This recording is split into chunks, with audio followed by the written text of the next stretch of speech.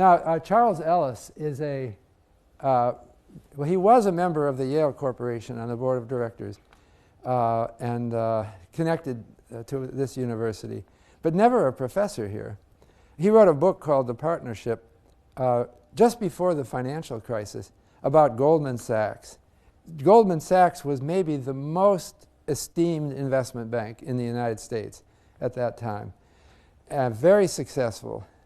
And so so he wrote a book which was admiring of Goldman Sachs, though at times maybe it sounded a little critical. So what was behind Goldman Sachs? Number one, making money, always and no exceptions. There's a different culture at Goldman Sachs than there is at the university. And if you ever go there, you'll see it rather starkly. Nothing was ever done for prestige. Although indirectly, of course, they want prestige because that helps their business. But it's always money, money first. The most prestigious clients were often charged the most. And then there was a sense of loyalty, absolute loyalty to the firm and to the partnership, and personal anonymity. Right? You don't go around flaunting your name. You flaunt Goldman Sachs. All right? This is the Goldman Sachs culture. It worked. This kind of thing works.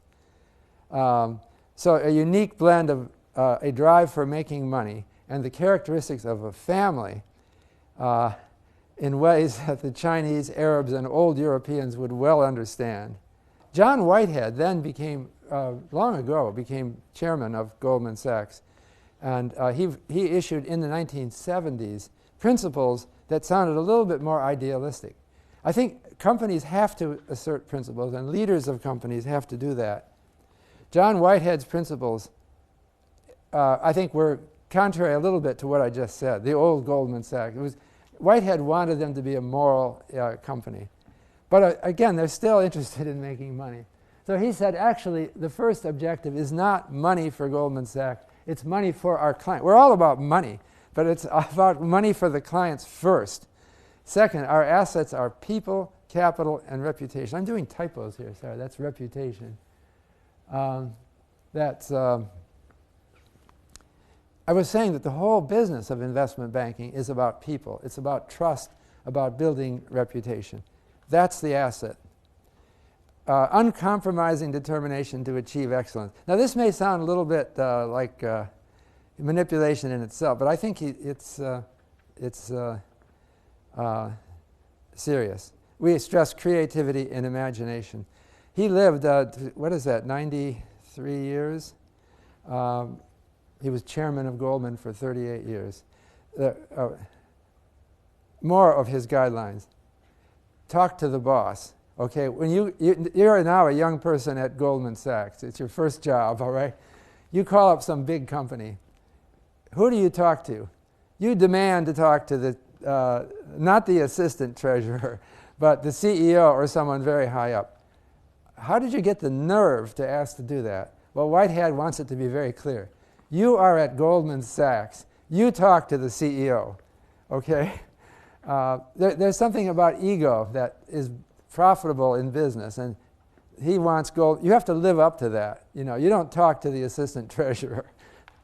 You never learn anything when you're talking. He wants you to be a good listener.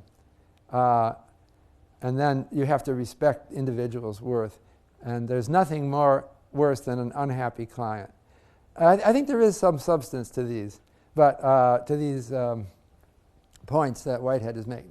The new Goldman Sachs was drifting away from these, some of these, notably the putting the client first.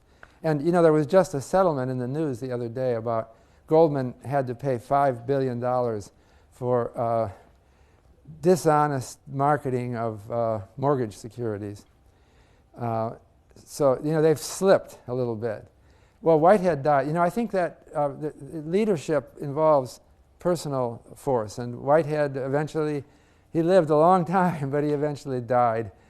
Also, they lost their partnership structure, which gave it less of a sense of family, and they lost some of their principles, but not altogether. I think there's still a lot of good people at Goldman Sachs.